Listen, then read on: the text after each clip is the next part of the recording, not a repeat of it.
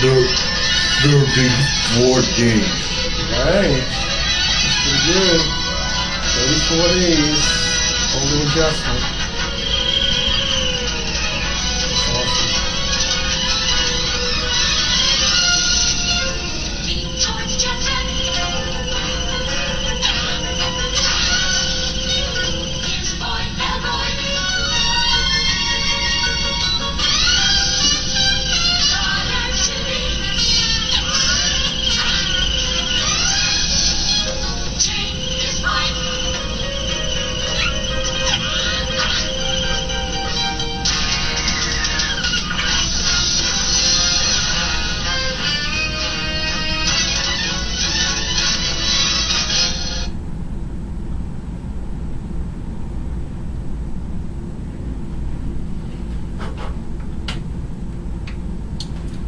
Pretty good.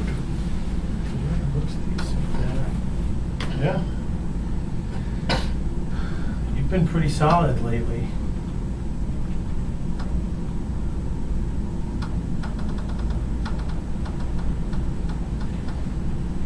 You know, certainly these last 5 look good. Let's say 5.9 was your last one. That was kind of rough. 5.9, 5.8. 5.7. Those 3 were kind of rough. This one isn't really so bad. This one's pretty good. 4.9 looks a little rough. It got better. That's nice. That's a rough one. See, that's fun. That must have been one of those days we were getting ready to adjust you, I bet, right? Because it was looking rough. And then looking rough. I got better. And then you get, yeah. See, that's the importance of waiting, because we probably could have just said, oh, let's just adjust you. But it's like, let's wait one more day. Let's make sure. And look what happens, one more day.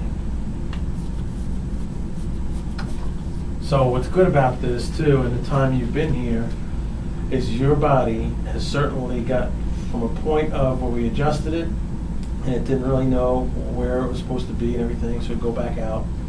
And then we'd adjust it again and kind of figure that out a little bit, to now where it's holding pretty strongly. I mean, 34 days is pretty good, you know, considering, you know, we're looking at what, 12 weeks.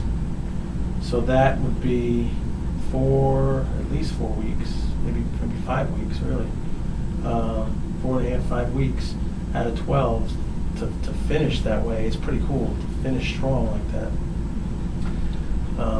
So I would just say, like I said earlier, we've got to try to figure out a way for you to continue. It sounds like you can do something where you can go, hopefully, to see Dr. Anderson. He's in Dallas, Georgia. If you can get the flight to out there, it would be great. I'll talk to him about you and such. Like I said, wonderful guy. Actually, when I moved here originally from New York, I lived with him here. And also Mark Lamantia from Elmont. He was here too. He's in New York. He's in New York now, but he was here. He went to Logan. So. Does he do upper cervical? He does. He's one of the people who started me on upper cervical in the beginning. And then he kind of got out of it. He went to different things. He did different types of care. But now he's come back just lately. I think within the last year, he's back into upper cervical.